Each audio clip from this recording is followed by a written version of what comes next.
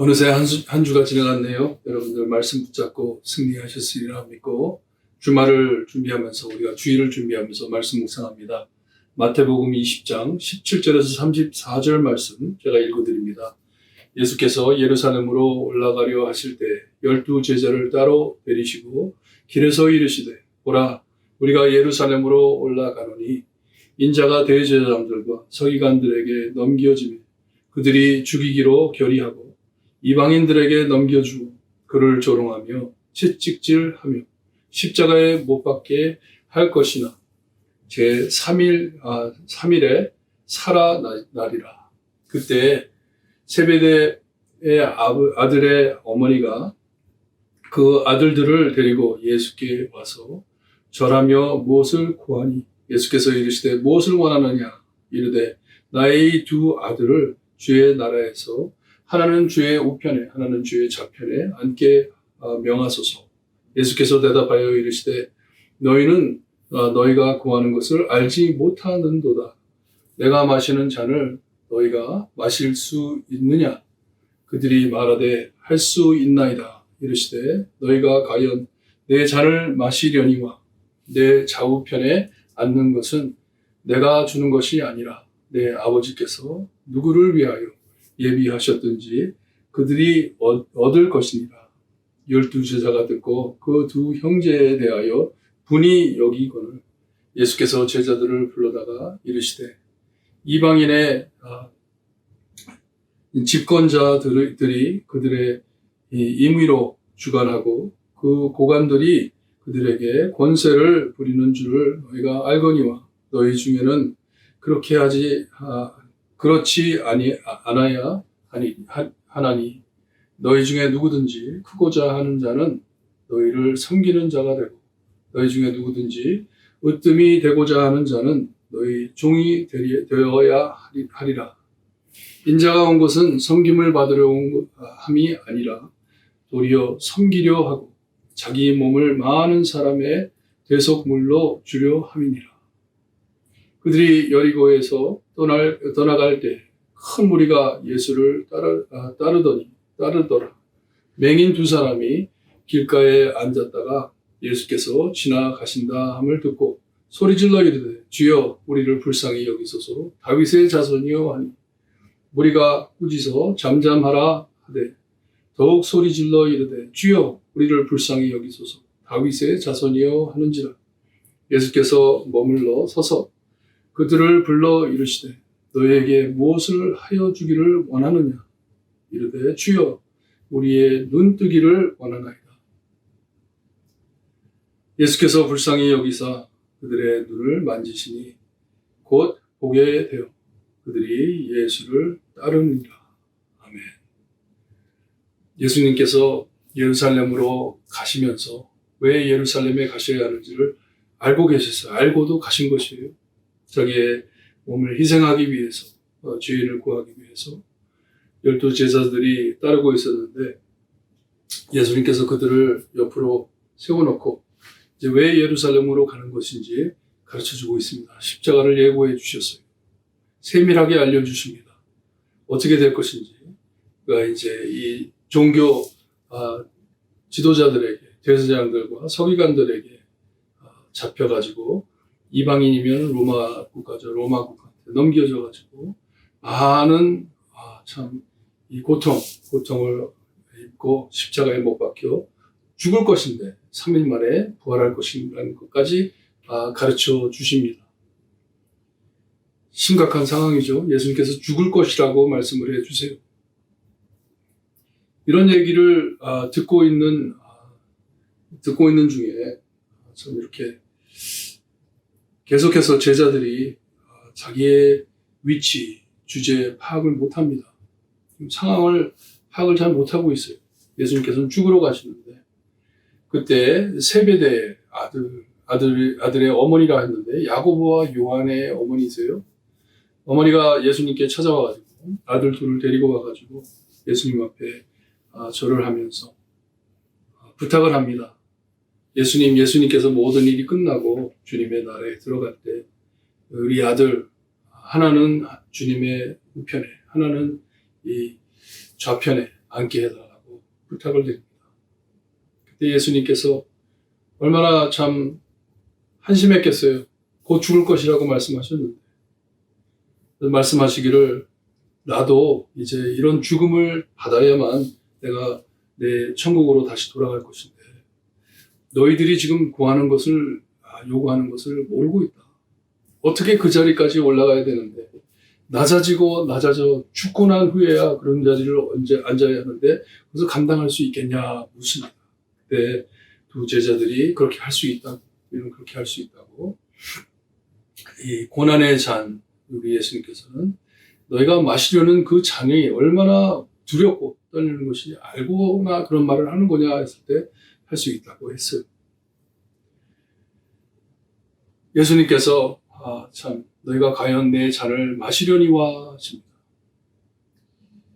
우리가 알기로는 야고보는 예루살렘에 목 잘려 죽습니다. 나중에 순교를 하게 됩니다. 그리고 요한은 우리가 잘 아는 요한계시록을 쓴 이 pat모섬에 추방당해 쫓겨나 거기에서 죽은 것을 우리가 압니다.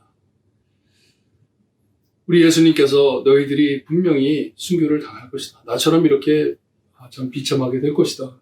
하지만 누가 우편에 앉고 좌편에 앉는 것은 내가 결정하는 게 아니라 하나님께서 하시는 겁니다. 무슨 말이냐면 행위로 그런 자리를 앉는 것이 아니다. 하나님의 뜻대로, 은혜대로 하나님께서 앉혀주시는데 저는 주님의 답이 참 묘한 게 이 전에 보게 되면 9장 28절에 보게 되면 12보좌라고 알려주세요. 너희들은 나를 따르는 제자들은 12보좌에 나와 함께 앉을 것이라고 약속해 주셨어요. 하지만 우리가 계시록에 보게 되면 이 사도들이 주님 앞에 경배를 드리다가 앉은 보좌에서 내려와 앉고 예수님 앞에 무릎을 꿇고 쓰고 있던 면류관을 벗어가지고 예수님의 발에 던졌다고 합니다.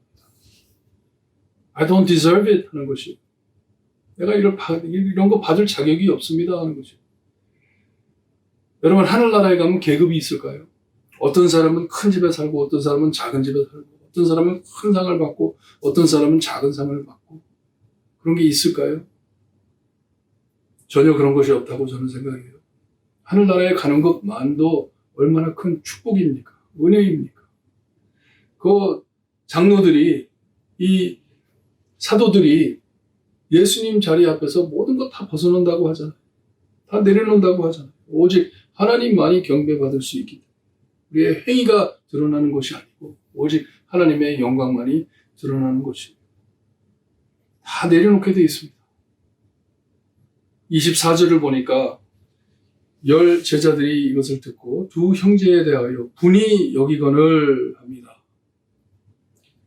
이렇게 비교를 하다 보니까 여러분 이게 죄가 일어나잖아요. 시기를 하게 되잖아요. 욕심이 있다는 것이에요. 그들도 욕심이 있다는 것이에요. 나도 좀 위대해져야 돼. 나도 좀 커져야 되는데. 그때 예수님께서 그들을 불러놓고 천국의 비결을 말씀해 주세요.